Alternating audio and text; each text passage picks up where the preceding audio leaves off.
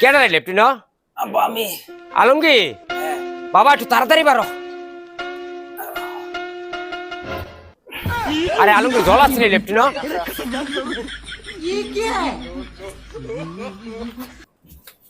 আলমগীর দাঁড়া। এটার ভিতরে বেরিয়ে গেছি কেডা লেফটিনটার ভিতরে?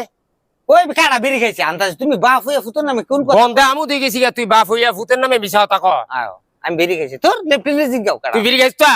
আই এম তোর বেরি কিতে আমি পড়ালেখা করাই? তুই বাপের লোক তর্ক করছ, তুই বেরিয়ে গেছিস, তুই চা গিয়া লেফটিনের গন্ধে টিউন যায় না বেটা। এই বেরি কাটা সে বেরি খাইছে এন গন্ধ এবড়া আমার কথা এই বে যদি ইলিশ মাছ রান্না করে তোমার না হয় স্যান্টাই পরে, ডাইল যদি বাগার দেয় ফাস্টফুডে স্যান্টাই পরে, এই সময় তুমি মার লগে বকবক করো আর এই বেতন বিড়ি সিগারেটের গন্ধটাই বেতাইতে পারো না। বাপ হয়ে তুমি দিনে তো বিড়ালা পুতুর নামে একটা কলঙ্ক ছড়াই দিলে।